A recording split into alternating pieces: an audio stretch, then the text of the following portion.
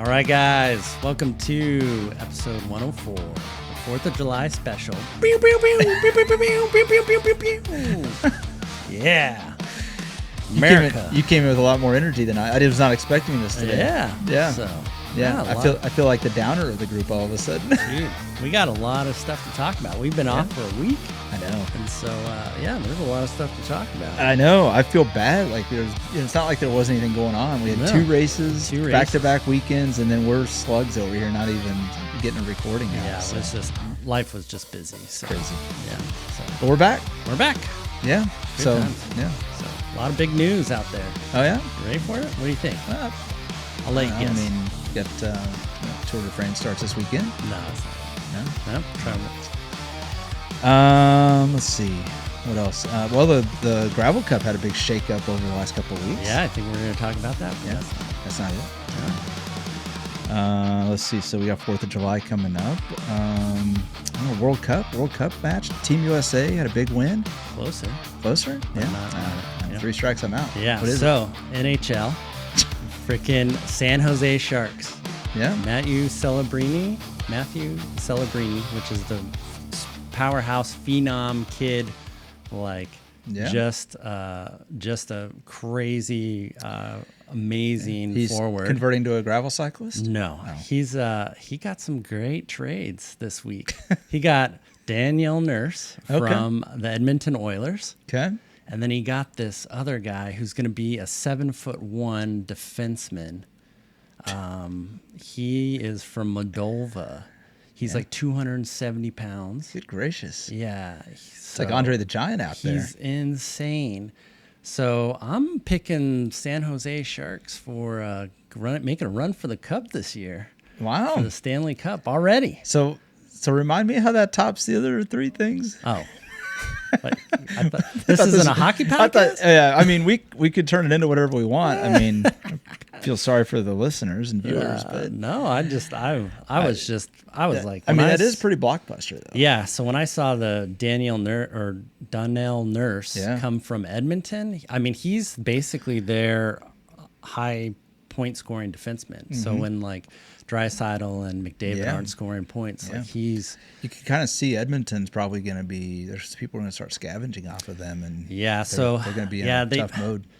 Well, they swapped out their goalie, so Edmonton's in kind of like a weird limbo thing. I think got to find some answers when you got top 2 guys in the league and you can't win the cup. Win the cup, But anyways, awesome. We'll get back to some gravel racing. Yeah. So thanks back to regular scheduled programming. Exactly. Yeah. I guess the World Cup's going on. Everybody asks me if I'm paying attention to it, and of course, as you guys can see, I am not. Yeah. So when I was in college, I loved watching soccer, mostly because a lot of the people I knew, they also loved watching soccer, and of course, there were a few World Cups, at least one World Cup during that time, and so we had some watch parties and all that. It was a good time. But after college, it kind of fell apart. I don't pay attention to it, quite honestly. I just don't. But now with when the knockout rounds happen, I will start, when they are, obviously. But once the knockout rounds get here, then I start paying a little bit more attention, because I think there's something to be said for any sport where you have everything's on the line. I don't care what the sport is, you can really appreciate what's going on there. It's just like whether it's cycling, a stick and ball sport, whatever. Just I think anytime everything is on the line, you get absolute performance. Yeah, you get the best of the best, and I love watching that. Yeah, because I think any type of athletics, you can appreciate what's happening there. Yep. So So, So the Tour de France starts Saturday, which is going to be amazing. I think. Well, it looks. I've looked at I haven't done a lot of course preview yet. It's a lot more intense racing from the gun. Are they doing a lot of the gravel stuff again, like they were trying to do last year? No, I think they're going back to kind of like trying to make it shorter, a little bit shorter stages, but there's like a climb in the beginning. I did see. And there's there's more chance for kind of the breakaway to kind of happen, but then there's also a couple more mountaintop finishes. Good. I love mountaintop finishes. Yeah. On the climbing stages. And it's looking like, I mean, heck, they're going up the Tourmalet in week 1. Yeah, which is usually like a late week 2 or early week 3. I did see where, and I did not look into this, just a headline. So this, if it's just clickbait, that's fine. I didn't click on it, but I saw where they were trying to adjust to try to make sure that the green jersey doesn't go to Tade. Yeah. Tade doesn't win all the jerseys. Yeah, right. Like I get it, because the whole purpose of the green jersey was to give the sprinters something to fight for. Yeah. So and if you're making it just because the first guy is the climber over it, then it's like, nah. Yeah, it's not a good thing. Yeah. So there's that, and then I don't know. I mean, you get to this kind of stuff, you never know if it's just hype. Is it hype that there really are going to be folks that will compete against Tade, or is Tade just going to come out there and let them all hang around for week 1.5, and then all of a sudden, they just runs away with it? So I think now, with the way that I was kind of looking at the course and stuff, now it looks like you're going to have a lot more team alliances to like get people in the breakaway, because there could be a chance at a stage win, because that's the only way you're going to beat Tade, because no one's going to let Tade go up the road in a breakaway. Yeah. And so if you can get your team, and then you can work together in the group, and you can get a breakaway to happen. That knife cuts both ways. Maybe Tade goes to the breakaway with a teammate. Yeah, I doubt it though. They're not going to let him go. Well, then the peloton just gets to stay together and gets blown up. Yeah, because they'll just set a tempo that This is the thing. It's like there's always a counter strategy. Oh yeah. To this. So that's what makes it fun. They got to race the race. We'll see. Yeah. And he's human just like everybody else. So, or is he? Is he? He's a robot sent from the future. It's the clickbait headline for this episode. Right. Exactly. So, is Tade human? Is Tade human? Leave your comments below. 10 steps to being more like Tade. Yeah. Step 1. Do Tade's workout. Gosh. Anyway, sorry, my YouTube feed is filled with clicky stuff like that. It drives me nuts. Yeah. So it's getting that time of year. So. All right. So we had Solstice. Last year, Solstice, 10 years running. Yeah. I felt bad I couldn't make it up there. And you were just coming back from a vacation. Like you would have been. I'd been miserable. I'm sure. You would have just hated it. It's funny because everybody's like, "Oh, you would have had 10 days off or 14 days off. You'd be fresh." I'm like, when you have 14 days off after a gut-wrenching death march, does that mean you have better fitness? No. No. I rode that race, and basically after mile 20, when I got dropped from, Tyler and all those guys, and I was just like, why am I here? What is going on? At that point, you're just like, what group can I latch into that will work together and just survive to the finish? Yeah. Right? So, it was going to be, it rained the night before. It was cloudy, and it was cooler. Yeah, it was cooler. So it was definitely a nice race, at least for me. Wind wasn't too much of a deal. It could have been, 40-mile-an-hour winds like we had last year.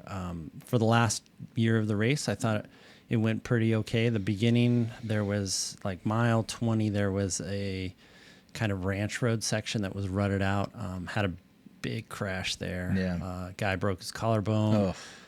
Jackson Simmons, friend of the podcast, he got hit on his leg, like his quad, like super hard. And he ended up pulling out of that race. But it was pretty much carnage in that section. And then a buddy of mine that was riding, he said he rolled up, and right about then the Fitty people started rolling through, and he saw some dude do like a double somersault into the ditch and stuff, and then Serena. What do you think causes that, especially for like a 50-mile ride? Is it just people riding in the red too long on a course? Well, I think it's two things. One, there's not course recon. Yeah. Well, yeah. There's no time. And so I think on a course like that, I feel like on Unbound, there was a lot more course recon, and you could see like a lot of people were doing different sections of the course. We did a section of the course. I know a lot of people watched our W Road recon. Yeah, they did. And then a lot of other people did. Some other from Madison, they did some video of that. But there's just not. I think if it wasn't for Tyler, I would have tried to bridge up to that group. I could have been in that too. I could have been in that too, because I was like, we're going to catch him on this next turn, and he's like, no, hold up, because he knew about it. He knew about it, and he wasn't too pressured to get to that group. And I mean, he basically probably saved my bacon, because I would have tried to bridge and then been I want right to come in the back to middle of this. I want to come back to this. But you were talking about Serena, so let's finish your little recap. Yeah, and then I want so to come back Serena did the short version, the Kindler, Mm-hmm. and she said by the time she rolled through that section, there was actually a person standing Well, there. good. That's a good adjustment. I think that was good. I kind of wish that was sooner. Sure. But again, it was 20 miles into the race, and I think the race tactics that were happening in the Hyundai, Mm-hmm. just the front group was not drilling it, Sure. right? So if I can catch the front group, they're not drilling it, right? Right. So and of course I started late. My map didn't download. I Yeah. showed up late. There was I was going to say, we didn't get it. You kind of glossed over that part. We talked a little bit on the drive to last week's race, and you were telling me how I thought it started at 6:30. It started at 6. I got there with 5 minutes. I'm throwing all my stuff on right into the front. Everybody in the front's looking at me. I'm like, I'm here. Don't worry, right. I'm going. And so then I'm like, I think there is even a picture of me like looking at my phone and trying to get my computer to work as like the race is going off. So then I basically started the back, and I'm trying to bridge my way all the way up to the front on the neutral rollout. So what a mess. That was, it was just a cluster. I see what happens when I'm not there to keep you in line. I know, right? Just fall apart. I just fall apart. So, but yeah, I just think the race tactics, just for now, they weren't drilling it on the front. And so there was just this big group going into mile 20. Yeah. And I think, if I was, giving feedback for that race, is basically like, probably on that section, we might need to have somebody there, or at least have, in some races they, have danger. A little sign or something that just says technical area or slow ahead. Yeah, something like that. Sure. And I think giving people the heads up kind of definitely would have helped. Yeah, probably would have helped. So, but yeah. So, and this is, so anything else on the solstice specifically though you want to cover? No, I think other than the fact that there was like a 5 mile farm road that was just kind of muddy. Yeah. That the only thing I will say about that I didn't like about this race, and it doesn't tarnish any of the other part of the race, is just that section. Yeah. It wasn't like, it's kind of like the whole idea about when you're adding these MMR, like sometimes people, race directors feel like they need to add MMR sections just because they're like, oh, that's what everybody wants. They want more MMR. So in case anybody's wondering what's going on here, we got a visitor on the show. We got here. a little tank here. He doesn't want to. He can't come in. He's camera shy. He decided to climb up on the back of my chair. I think he's about to get in my lap for the episode here. Yep, there he is. Get the neck. He's So gonna get you. Danny's got extra pressure now. Yeah, he's whispering in his ear. You should have went to Solstice, Dad. Should have went there. You could have this much fun. That's right. So yeah, I think without having an MMR section, just to have an MMR section because it's there, doesn't make it like a good choice. Yeah. So I want to separate this from solstice, because you're right. I think there's this is probably just the kind of conversation I want to get into today, because there's been this trend in gravel races that we've noticed this where. And this is, again, I don't think this is specific to solstice. So I want to separate the comments we're about to make. Like from I solstice. said, this section of the 5 mile road, that was the only time I was like, why is this in here? Yeah. What was the purpose of it? It wasn't to get to a cool view. Right. It wasn't a cool MMR. It was just muddy and just a dirt track. Like it really wasn't anything good. Right. It cost Colorado Doug. He had to basically bail out. Mm-hmm. I ended up, scraping even more paint off my frame. Nice. There really wasn't like a purpose to it other than a section that could have been avoided. Yeah, exactly. Yeah. But other than that, like the rest of the route, awesome. Like good. there was some pretty good views. There was some more other MMR sections, but they were like short, and some were like kind of technical. Yeah. And then some like kind of went up a climb, and then you got to a nice view, and then you got onto a nice road. Love that kind of stuff. Yeah, like it kind of fit. But this section there that like it was like mile 40 to like 45 or something like that was just like, what are we doing? Right. Like we could have easily been on some other road, because I know Nebraska. There's It's probably Kansas. a good road. Yeah. A mile to the left Typically or a mile to the right. A grid layout in farmland. Yeah. So, But that was about it. Other than that, like just started kind of raining towards the end, and then I just rode in and yeah, it was nothing special. I was super tired still tired from Unbound. I think we're going to talk about that too, because I know it played a role in Rock Ridge, where I think the Unbound hangover is real for a lot of people, and I don't know that it's. I'm sure it was always there in years past, but for whatever reason, this year it seems to have affected a lot more people. Yeah. And I don't think it's the Giardia. No, it's definitely not that. Oh, that's a whole other. Yeah, that's the social media phenom that's going on. Oh my gosh, like guys. Yeah, there was, speaking of clickbait, I did see a clickbait article about how like there's like really high rates of Giardia reported, and that like the last like in New York and stuff, and it just all traces back to Unbound 2026. Sure. That's too funny. I was just like, okay. Yeah. You gotta have fun with it. I mean, there are cases and races in years past where people got sick off of like water bottles because they rode through pastures. So I want to go back to that because that kind of goes into the topic I wanted to dive into before we get onto the Rock Ridge recap. Yeah. And I do think there's something going on here. It's happened for the last few years where race directors are putting sections into the route that really just are there for the sake of being there, because there's this thought that, well, it's the thing to do in gravel. Now you got to put this really obscure, difficult section in there just for the sake of doing it, because we have to create more challenge. Well, if it's difficult, that's fine. That's part of it. But the obscure part is the key, key word.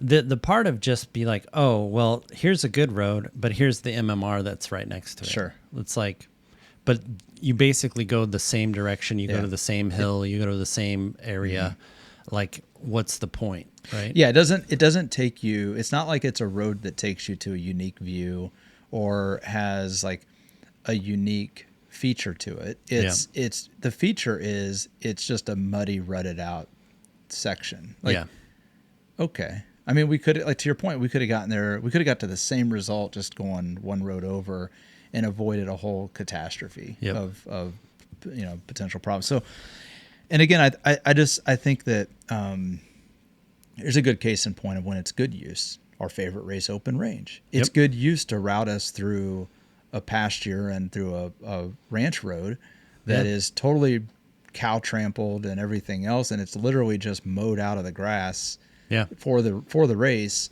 because it takes you through a land features that you otherwise wouldn't see. Yeah, you would never see that from the side of the road. So that's a good, and I think Unbound does this too, where things like where they route, let's just use W Road. They routed us through W Road. Well, what a pain in the rear end that is. Yeah, the problem with, if they could have routed us through a different road, but if they hadn't routed us through W, you wouldn't have been able to cross the highway where we could to be able to pick up the road on the other side. So it totally, like, it has a order of magnitude effect on the rest of the route if you don't go through that road. Yep. And I think what I've noticed is more and more, and we saw this with a local race up here in the Smithville area, where they started trying to route people through like horse track, which creates a fun, interesting experience in the race. But it was at the very beginning of the race where you just stack people up, and it's a long line of people trying. There's nowhere for the race to break up. And you had a situation where people weren't calling out, holes and stuff, and your bike, fell apart because things were rattled loose. And so my point is, like, I think race directors feel this pressure. Like, my race has to have all these other things that other races have. And that's how I'm going to make mine unique, is by making it like the rest of them. Right, exactly. And that's like, no, your race is unique. Like, you didn't have to do that. Like, your race was good the way it was. Like, you didn't have to do that. Right. So yeah, and then to speak of that Smithville race, it's no longer with us. And and I think part of it is because of going through that section. Yeah. Now, if they would have spent 20 miles of, let's say, the 100-mile route, going on some gravel roads that are in the area, then coming back to that horse section, then that gives you time for the race to kind of spread out. Right. And then you get through that, the fast kids get through it at their speed. That's right. The next group comes through. There's a little bit more spacing. It's a little less chaotic. People aren't going to be complaining about it, because nobody wants to be like walking their bike while some Yahoo from the back who'd forgot to, load the map and like, you know, it comes charging through and and doesn't call anything out. Yeah, and just doesn't do any of that. Etiquette isn't there. Yeah. So yeah, I just think, you know, if you're a race director and you're listening to this, like, you know, just I'm not opposed to MMRs. I just love them. I love them. They gotta have a purpose, man. Yeah. They gotta they take us either somewhere cool or there's like some cool features there. Or it's the connective tissue between two sections of your route. Then it's the only the other sort of tangent to that would be when race directors are like, oh, I'm gonna route you around these. They're all good roads, but I'm gonna take you on this little lollipop because I want you to climb this impossible hill. Okay, well, there's a challenge in that, right? There's a technical feature and challenge of that it makes sense. So that kind of stuff again I totally get. So if routing you through a section of rutted out road takes you to something like that, then so be it. Like nobody has issue with that, I don't think. No. And we're going to jump ahead a little bit. Like Divide Road was a part of the Rock Ridge race, which Divide Road is a classic road of the Flint Hills. Yes. For any Flint Hills race, especially Unbound. And so like you would not want to avoid Divide Road just to go on some easier road, like, you know, and then like, oh, well, we could have been on Divide Road. No, Divide Road is a classic road. And by the way, it's an outstanding road. Yes. So, anyway. Yeah. And the view from there is phenomenal. Like you just don't, that road takes you through a place where you can't get to unless you're a cow. That's right. So. Yeah. Anyway, I don't want to just drill on that topic. I just think that I hope that that's not a trend in gravel that continues as a race director is just feeling like this pressure to add a technicality just to add it. Yeah, it needs a purpose. And I think we saw that too with like, you know, bringing it back to like Tour de France and stuff, throwing in a bunch of gravel sectors on just a for road the sake race. of doing it's it? like like that's.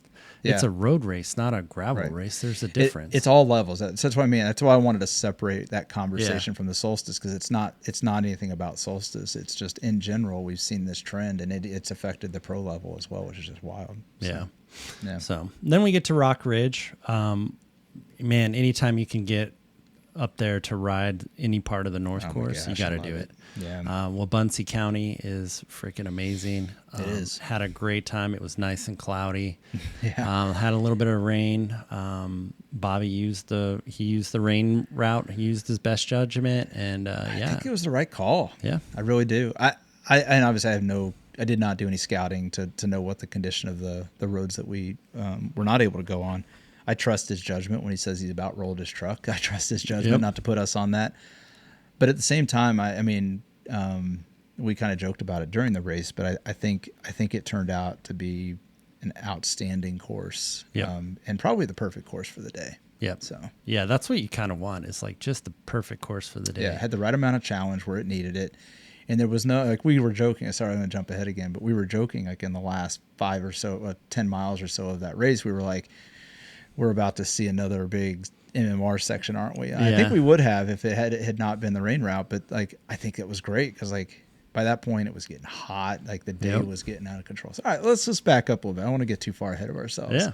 So you know, basically had Danny with me, so now I got to the race start on time. It's amazing how that works. It worked. You had all your stuff. You had the route. Well, actually, you almost didn't have the route loaded because you had to load it at the truck. Yeah, you didn't have it loaded in advance. Yeah, I did load it at the truck, but I did have it. I wasn't loading it at the start line. Yeah, but no, all kidding aside, I mean, we drove down that morning.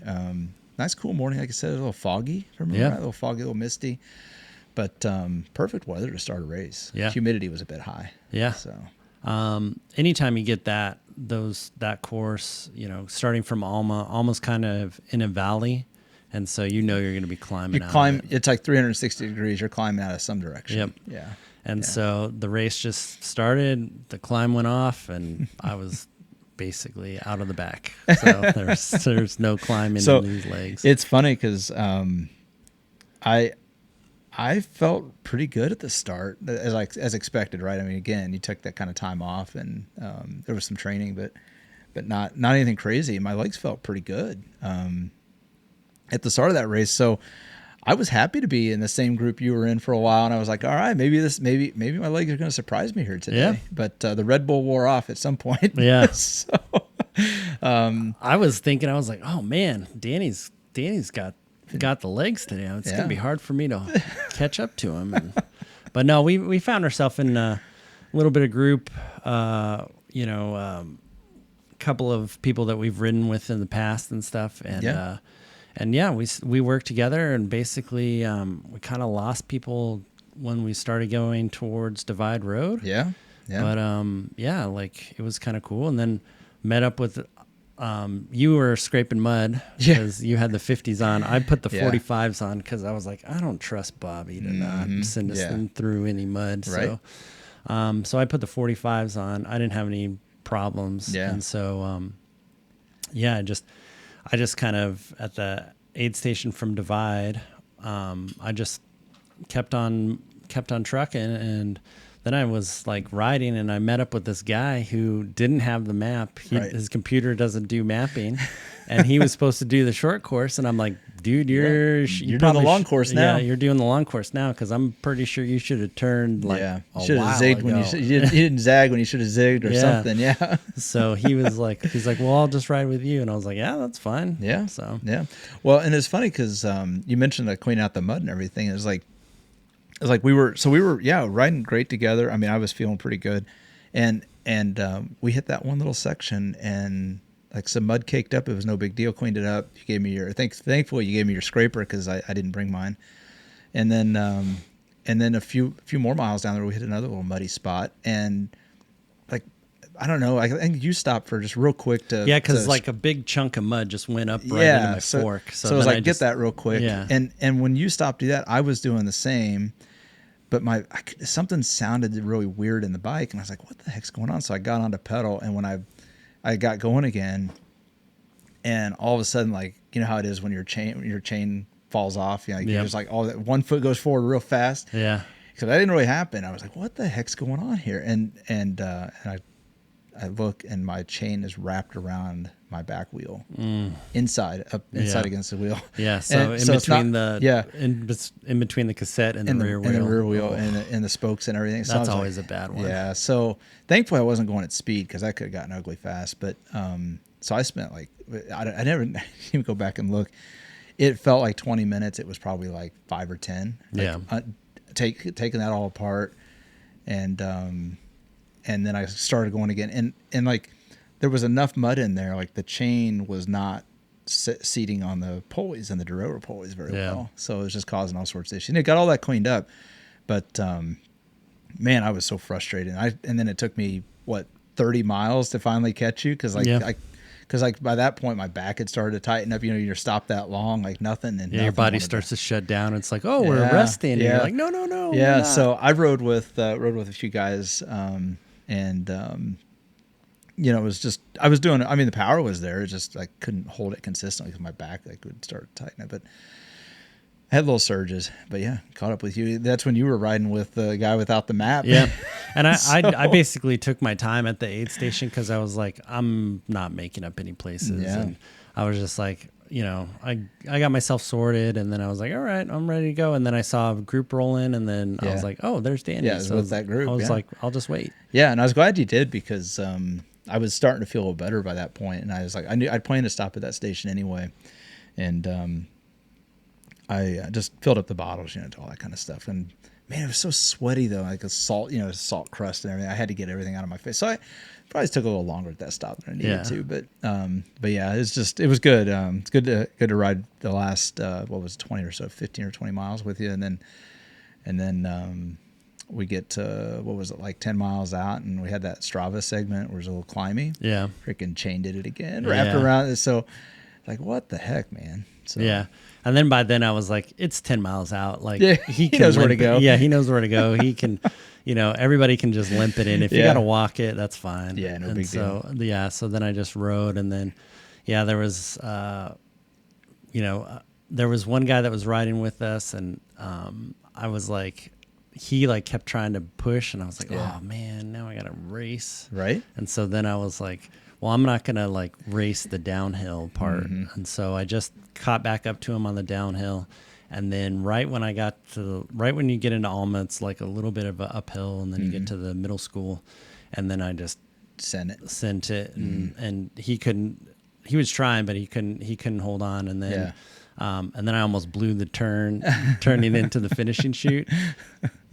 And then, but it was good. But then we got there, and we were talking to everybody, and come to find out that the standings for the Gravel Cup had changed. Yeah, I mean, it's amazing what happens in the hour between you and the when those guys they looked all fresh. I know, right? They all looked like they'd showered and but cooled down completely. Had a nice dinner. But yeah, same. It's like it was kind of wild. You get in there and you see that there were some good stories coming out of that, and it was like. It was what we saw. So we skipped over the part we saw Jackson on the course, and looked like he was having some issues there. And he said he wasn't feeling well and just couldn't get the power. I think and this we'll talk about this here in a little bit, but like the Unbound hangover for sure. Yeah. So let's talk a little bit about the Cup shakeup, and then we'll get into the Unbound hangover. So for the women, it's pretty much solidified. Your number one lady. And your number two lady are pretty much there. But Stacy, who rode Unbound and skipped Solstice, she was basically like, I'm in third, so I gotta do it. I gotta go show up. So she like registered and drove out there, and she was like, what am I doing? And it's just kind of like one of those things where you're just like, you're there's like that. You get the extra impetus to go and do something because you're like, I'm on the podium. I'm in it. Yeah. So I got to show up. So, and then it, made her show up. Yeah. So we talked to her for a while. She was basically like, how hard was that? And I was like, that's hard. It's a hard effort. It's funny because it kind of lulls you because it was a 76-mile course. Yeah. And was like 5,000 to 6,000 feet of climbing, something like that. So on paper, you're just like, oh, that's not so bad, especially after a 200-mile and 8,000 feet. This is not so bad. Yeah, I don't think any course that you do in Wabaunsee County is always going to be a challenge. It's always going to be rough. Yeah. So I mean, it was one of those things. Like, it was a hard course, and you just know the area you're in. And then we also saw the men's shakeup as well. Yeah, right? That's the one that that was the biggest one, was the men's shakeup. So what's his name? Michael, right? Was the number one, and now it's Trevor out of Nebraska. Yeah. So, and I mean, just hearing some of the stories, it sounds like there are some tactics at the front that are driving some different strategies for different teams and people, and it's going to be really interesting to see how this thing shakes out. But Pony Express is going to be some fireworks. This might be the 4th of July, but the real celebration is going to happen. The real fireworks are going to be Pony on that. Express. Yeah.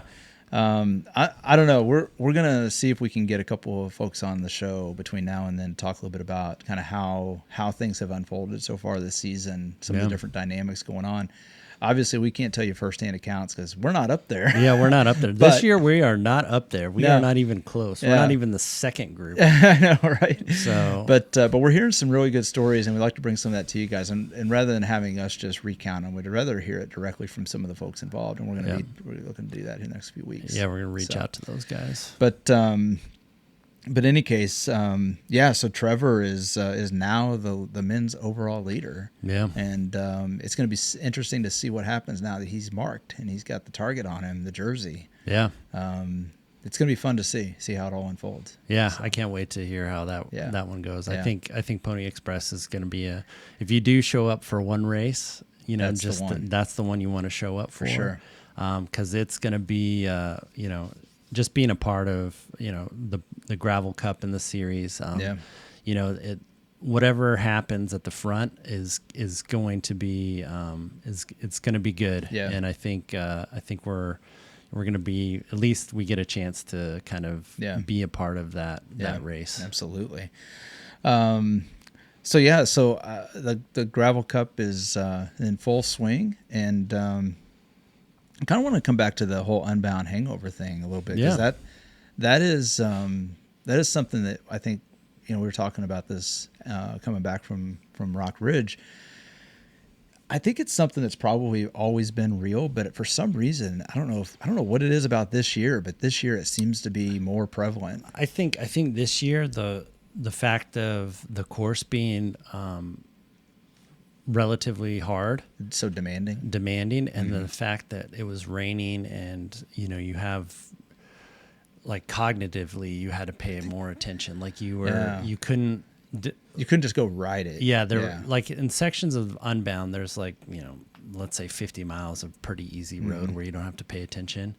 Whereas and you can kind of like recoup your energy and stuff. But I think the fact that it was basically raining pretty much all day, and then rained in the evening, like I think the people that did Unbound, and even the XL like Jackson, you put so much more into it that I think it's almost like running a marathon. Like you're not ready the month later, or even 6 weeks after. It's almost like, because like you can feel fine for and I think comparing it to a marathon or an Ironman or something like that is a very good comparison, because when you go, it's like we've done our workouts since Unbound. Well, I didn't because I had some vacation in there, but even after the vacation and coming back and doing a few workouts before Rock Ridge, like my workouts were great. Like I felt great during the workouts. Fine, yeah. But I think when, especially at Rock Ridge, when I got to that 3 hour mark, I want to say, like that's when I started really feeling like, man, something's just missing right now. The body is just like, we were good for about 3 hours, but now we're not so good. And I cannot speak for others in this, but I definitely can speak for myself. Like I think some of it is, my overall training load has been measurably lower this year. So I think the resilience of a big effort like Unbound, and that's taxing the way that was, as you described, I think that is playing some effect for me personally, because I do think that there's something to be said. I mean, when you carry a training load like that, you can absorb it and process and move on. But it's more than physical. I do think there's a mental side of this as well, where it's just like, my goodness, like just that's a huge effort for that. And I think you're right. I think there's something cognitive that plays a role. And when you get into these big efforts, 3 to 4 or 5 hours in, like, Now, if you're fast enough, you don't get to that point. Yeah. Maybe that's why it's not hitting some of it. But I do think there's something to be said. That the Unbound hangover is definitely real this year. Yeah. So I think just the fact that it's just, it was just such a more demanding race this year than years past, that it just, it definitely makes it so, like, even for me, I find myself just not paying attention, like locked in as much as I usually am on races. Yeah. So. I'd be interested if others are having that same, like we talked to a few folks that seem to support that, and it maybe, I'd be curious if there's other folks, especially if folks that are listening, if there's something else to it that they're seeing it as well. Cause, and maybe it is just a function of training, right? Like it's just a function of training load and all of that. I don't know, but we'll see.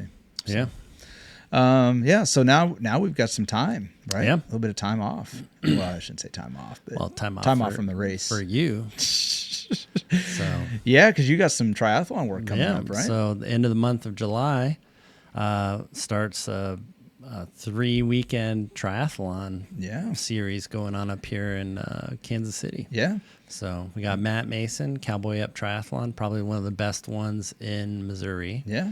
Then we have Shawnee Mission. Yep. Which is a really great one out in Katie Renner's been on the podcast before. Yeah. It's a really great race out in Shawnee Mission Park in Kansas. It's also the Kansas State Triathlon. Yeah, championship. Championship. So you can go out there and race the best that Kansas has to offer as far as triathletes. And then after that is Kill Creek, which is out there in Kansas too, and it's just a sprint triathlon. It's well produced. It's put on by Katie Renner too, and it's just a fun time. Yeah, like you said, we've had Katie on a couple of times now, and she does an outstanding job running the events and has a great support team around her as well. So, and you mentioned Cowboy Up. It's the triathlon everybody was afraid was going away, and now it's back, and it's back, and it's here to stay. It is so awesome to see it. So right up here on our home turf. Yeah, so. It's a great course. It is a loop course, which kind of makes it a little bit more congested as more and more people get out on it. But again, it's local, it's close, it's it goes to a good cause, and it's just one of those things that you just. you won't be disappointed with That's right. Your race entry for sure. Yeah, even if you're not racing it, if you happen to be in the area and you just stop by and just hang out and have a good time, it's a lot of fun. They do a great job making it accessible for families that want to come up and support their loved ones and all that. So don't think that it's one of those events that it's only for the participants. You got to go up if you're just in the area. I mean, I would highly encourage you go by and support. Yeah, support the folks. They're always looking for volunteers. Yeah, always need volunteers for that race. But it's a great time. Again, it's relatively inexpensive as far as triathlons go, and it's probably one of the better put on produced ones. Yeah. And it's a fun race. You keep pressuring me to sign up, and it's like the swim isn't anywhere close to ready for a triathlon.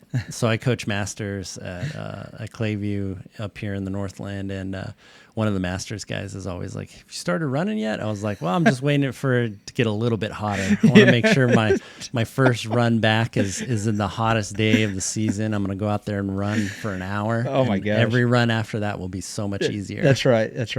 That's the thing, man. It's like making that switch over from bike into running. It's so hard to get that first run. I saw on Strava. We didn't talk about it much, but I saw on Strava you did like a 2-mile run. Was it last week? I want to say. And I was like, oh, yeah. I don't even want to think about it too much. I mean, obviously the fitness is there to do it, but it's so much more taxing on the body. Yeah. So I just, I started out super small. Like I could definitely run, a 6-mile run right now, off the couch. Not a big deal, but like I couldn't be able to walk afterwards. Like I would just be so beat up. So when you get back into, especially running, since it's so taxing on the body, you have to start like with little itty baby steps. You got to, I'll do 2 miles, I'll probably do another 2-mile run this week and maybe add a second 2-mile run this week. Yeah. And then just start to build up. Luckily, I think the longest, I think I signed up for a long course on one of those triathlons. So the longest I'll have to run is a 10K. 10K. Yeah. So. Yeah, the 10K. I mean, that's the beauty. I was talking about this with some coworkers on a recent trip, but I think 10K half marathon is the perfect distance for running because it's like it doesn't take an ungodly amount of time a week to train for it, and I mean, obviously, if you want to be faster, you've got to put more effort in and specialize your training, but for just steady state aerobic or even any sub threshold, I mean, it's perfect. I mean, you can get trained up for that in a few weeks if your fitness is good otherwise. So, yeah. And again, I'm, I do love triathlon. I'm not looking to probably win any of these events because I just do not run fast enough. There's no way I can swim pretty fast and I can bike pretty fast, but I cannot run fast enough. And that's where the game is made up. I know, isn't it wild? It's like, this is the big lie. This is why I can't get into triathlon. Travis, this is the big lie of triathlon. Oh, it's 3 sports. And no, if you're a good runner, you're going to demolish everybody else. Like you don't have to be, like, you just got to be able to survive the other two, without totally just falling apart on it. If you're just mediocre at swim and even below average on a bike or vice versa. Yeah. If you're a fast runner, you're gonna be in the top third of your age group. Yeah, come on. It's really hard to make, like, if let's say we're gonna make a 10K, so I run probably a 10K at like maybe 9 miles or 9 minutes a mile. That's probably going to be what I'm capable of this year. Sure. Maybe at my fastest it was closer to 8. Yeah. But I mean, you got guys out there that can run it in 7. So I have to get 12 minutes from 1,000-meter swim and like a 24 mile bike ride. That's the thing. There's no way. There's no way to do it because even if you're looking at a bike ride, it's a hour to an hour and a half. Like, think about that. Like, you could be 15 minutes faster than somebody on the bike and they still beat you on the run. Yep. And it's like there's just not enough. This is where I like some of the different formats of triathlon that are starting to come out, because to me they're finding ways to equalize the value of the sports. That's why I really like the T100 series. Like, if anybody's new to triathlon and your eyes are kind of glazing over because you're here for the gravel cycling stuff, really look into this T100 format, because basically all it has to do is be 100 kilometers. Yeah. So it doesn't matter how you break it up. You can you can have a 10K run at the end, but you can also have like a 2K swim or 3K swim. That's right. And then fill it in with a bike. Fill it in with the bike. And you can play with these. So that's a really cool format where they can just play with the distances. Unlike Ironman, which, you have your sprint, your Olympic, your 70.3, and then your Ironman. They're all set distances. They have to be, the swim has to be this long, the bike has to be this long, and the run is this long. And like they're all just formulaic. Yeah. I think this is, so I'm going to tie it together a little bit because I can appreciate if you're here for the gravel cycling, you're like, they're in triathlon mode, a time to tune out for a couple of weeks. Here's where I'm going to tie it together. And this is a real thing in my opinion. If you feel like you've been riding gravel or riding your bike for years and years, or even months and months, or weeks and weeks, or days, if you're looking for a way to sort of break through a plateau, or if you're looking for something just to say, I love the bike, but I need something else. Some other kind of focus. Yeah. Like pick up swim or run. And here's the thing. I know there's a lot of people like, I'm not going to run. Okay, then pick up swim. I don't care if you know how to swim or not. It's okay. Like the cross training value, and this is why I appreciate triathlon so much, like the cross training value and what it provides back into your bike from either one of those. Because how many runners do we know that aren't great cyclists, but they're very good runners? It doesn't take very long for them to convert to a decent cyclist. Yeah. And why? Because their fitness is already so good from the running. Yep.